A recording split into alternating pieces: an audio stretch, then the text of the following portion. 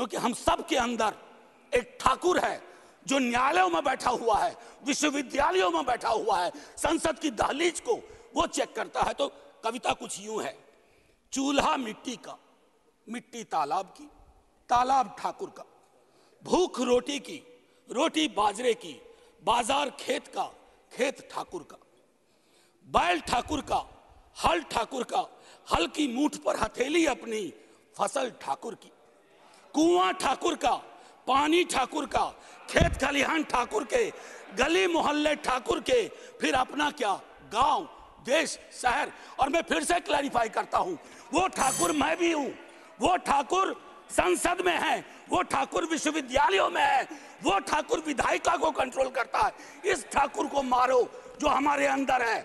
जय हिंद मैम, जय हिंद। श्री इला में आपको ध्यान दिलाना पड़ता है। Thank you very much, thank you, thank you. Professor Manoj Jha. शुक्रिया मैडम, शुक्रिया आपके वहाँ होने के लिए भी। बस मैं आपके माध्यम से ये कहना चाहूँगा कि इतिहास में, संसदीय लोकतंत्र के इतिहास में ऐसे क्षण आते हैं जब ये कहना मुश्किल हो जाता है, जो मीडिया के लोग पूछते हैं बाहर, आइज और नोज। ये मसला यस और नो का नहीं है माननीय उपसभापति जी, ये मसला हमारे देश की तारीख से जुड़ा हुआ है। ये मसला इस बात से जुड़ा हुआ है जो प्रधानमंत्री जी ने अभी बीते दिनों सेंट्रल हॉल में कहा था, कैनवस बड़ा होगा, आकृति बड़ी होगी। बड़ा कैनवस है लेकिन आकृति छोटी गढ़ी जा रही है, और ये इतिहास स्मरण करेगा, ये मैं आपके माध्यम से कहना चाहता हूं। अब नारी शक्ति वंदन अधिनियम, मुझे तो समझ में नहीं आया कि ये लेजिस्लेशन है या किसी तरह का धार्मिक ग्रंथ की एक उसका शीर्षक है, क्योंकि बचपन से पढ़ता आया इस देश में, जब आपकी सरकार, बीजेपी की सरकार नहीं थी, जत्र नार्यस्तु पूज्यन्ते रमन्ते तत्र देवता। पता नहीं देवता रमन करते हैं कि नहीं, लेकिन हमने इस श्लोक के बावजूद महिलाओं का मोलेस्टेशन देखा, घरेलू हिंसा देखी, सबसे ज्यादा रेप परिवार नाम की संस्था में देखा, जिसका आंकड़ा खुद सरकार देती है। तो मुझको लगता है ये जो विरोधाभासी चरित्र है हमारे देश का, इस विरोधाभासी चरित्र पर भी बात होनी चाहिए। आज काफी सारी महिलाएं हैं, पत्रकार भी इस दर्शक दीर्घा में, इनको भी ये कहना चाहता हूं कि हमारे कुछ सरोकार हैं। इस देश में ऐसा नहीं चल सकता कि एक तरफ ये श्लोक पढ़ा जाए और दूसरी तरफ हम उस जुबान को छोड़ दें जो संविधान से आती है। मैडम, संविधान राइट्स की बात करता है, अधिकार की। हमारी वोकैबुलरी को क्या होता जा रहा है? अधिकार दया की श्रेणी में नहीं आएगा, लेकिन पूरा का पूरा जो टेक्सचर देखता हूं वो दया की श्रेणी में बात होती है। अधिकारों की बात कभी दया से नहीं होगी। माननीय deputy chairman ma'am, chairperson ma'am, sorry, as per the delimitation commission 2008 हमारे पास जो सीट्स हैं 412 जनरल सीट्स, 84 एससीज, 47 एसटीज। अब हम क्या कर रहे हैं इस बिल के माध्यम से, 84 और 47 के अंदर 1/3 कर रहे हैं। क्या यह अन्याय नहीं है? एग्जिस्टिंग सीट्स में नहीं, जो 33% आ रहा है उसके अंदर, जिसका आंकड़ा अभी के हिसाब से 136 सीट बैठता है, उसमें एससी, एसटी और ओबीसी की व्यवस्था हो। क्योंकि देखिए, मैं आपके माध्यम से कहूं, हर महिला को बहुत मुश्किल से आगे बढ़ना पड़ता है, ये आप भी जानती हैं। और खास करके पिछड़े वर्गों की महिलाएं, अनुसूचित जाति जनजाति की महिलाएं, उनका डिप्रिवेशन और वल्नरेबिलिटी बाकियों से ज्यादा होती है। हैंड होल्डिंग करने के लिए कोई नहीं होता है, हैंड होल्डिंग करने के लिए कोई नहीं होता है।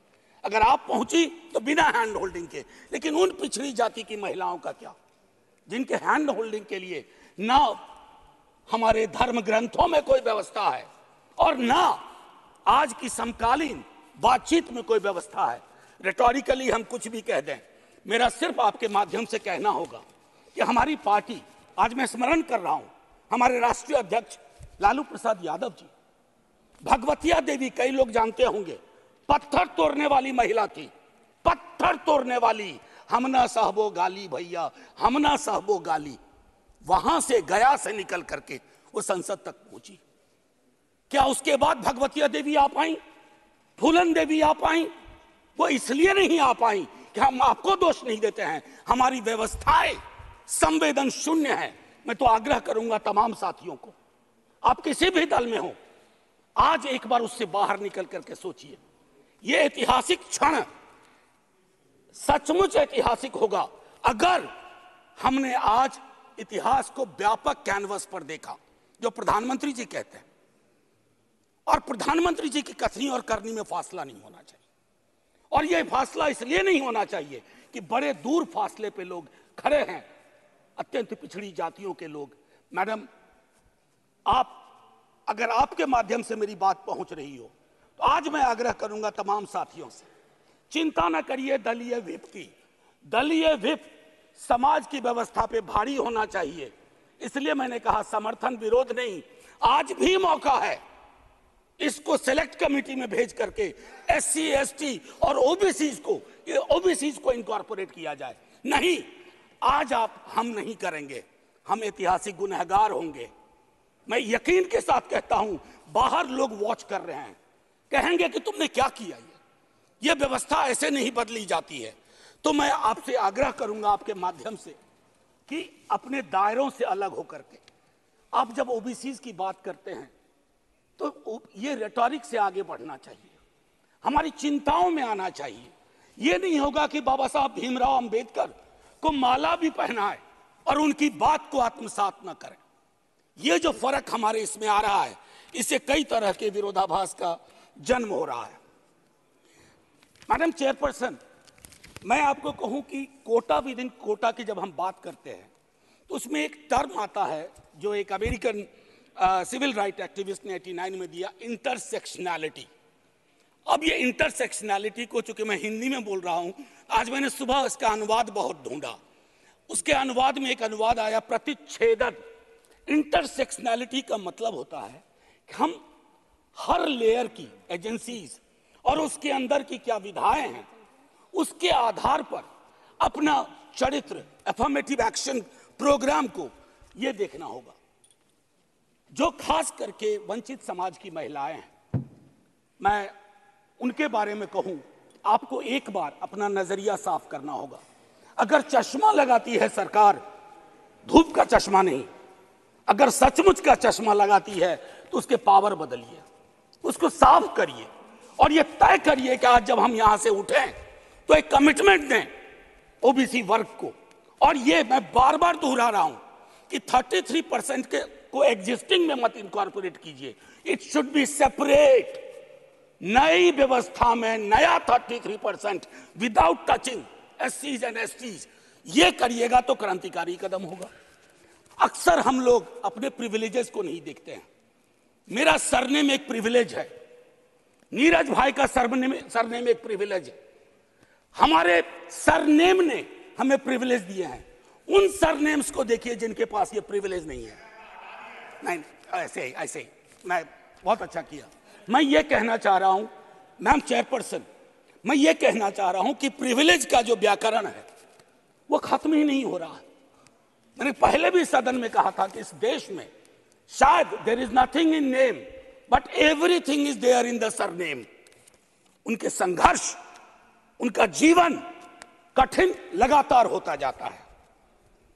और एक ऐतिहासिक तथ्य बताऊं, 31 में बेगम शहनवाज और सरोजनी नायडू ने संविधान बनने से बहुत पूर्व इक्वल रिप्रेजेंटेशन की बात की थी।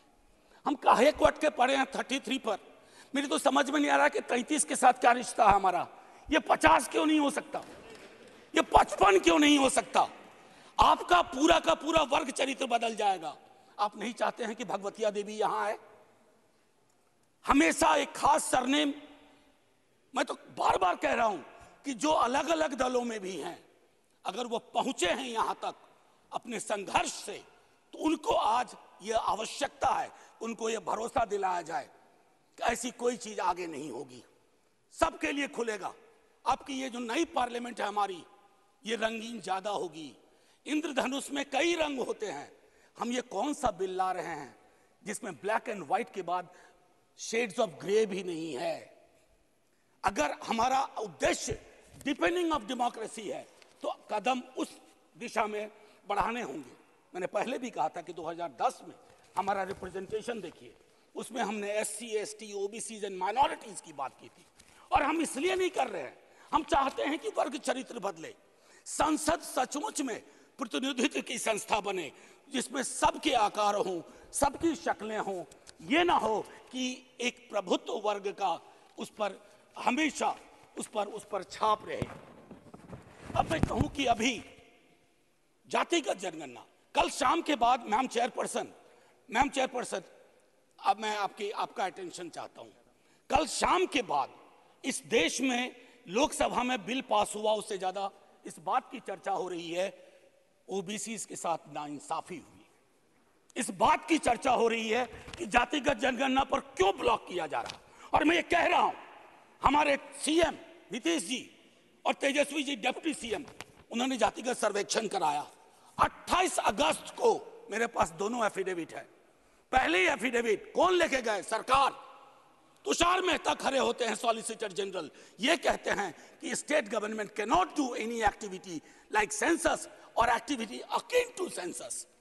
लेकिन शाम तक जब अप्रोर होता है, दूसरी एफिडेविट आती है, कहती है गलती से वो पैराग्राफ लग गया था। सरकारें ऐसी गलतियां नहीं करती हैं, ये मानस करवाता है, ये प्रेजुडिस माइंड करवाता है। मैम चेयरपर्सन, बस ज्यादा नहीं लूंगा। मैंने कई संशोधन दिए हैं मैडम चेयरपर्सन, मैंने कई संशोधन दिए हैं। उन संशोधनों पर भी सरकार विचार करे। हाथ जोड़ के कहता हूं, आपका कुछ भी नहीं बिगड़ेगा। हृदय विशाल रखना चाहिए। छोटे मन से, आप ही के बड़े नेता कह गए थे, छोटे मन से कोई बड़ा नहीं होता। कैनवास पे बड़ी लकीर खींचिए। और मैं आखिरी में एक बात कह के खत्म करूंगा कि गले मिलकर गला दबाने की कोशिश ना हो। मैम चेयरपर्सन, 1 मिनट, एक कविता लेके आया था, उसके पहले गले मिलकर गला ना दबाइए। और ये कविता पढ़ के खत्म करूंगा और जय हिंद बोल दूंगा। ये ओम प्रकाश वाल्मीकि जी का है। इसमें जो प्रतीक हैं वो किसी जाति विशेष के लिए नहीं है, क्योंकि हम सब के अंदर एक ठाकुर है जो न्यायालयों में बैठा हुआ है, विश्वविद्यालयों में बैठा हुआ है, संसद की दहलीज को वो चेक करता है। तो कविता कुछ यूं है। चूल्हा मिट्टी का, मिट्टी तालाब की, तालाब ठाकुर का, भूख रोटी की, रोटी बाजरे की, बाजार खेत का, खेत ठाकुर का, बैल ठाकुर का, हल ठाकुर का, हल की मूठ पर हथेली अपनी, फसल ठाकुर की, कुआं ठाकुर का, पानी ठाकुर का, खेत खलिहान ठाकुर के, गली मोहल्ले ठाकुर के, फिर अपना क्या, गांव, देश, शहर। और मैं फिर से क्लैरिफाई करता हूं, वो ठाकुर मैं भी हूं, वो ठाकुर संसद में है, वो ठाकुर विश्वविद्यालयों में है, वो ठाकुर विधायिका को कंट्रोल करता है। इस ठाकुर को मारो जो हमारे अंदर है। जय हिंद मैम, जय हिंद। श्री इलाम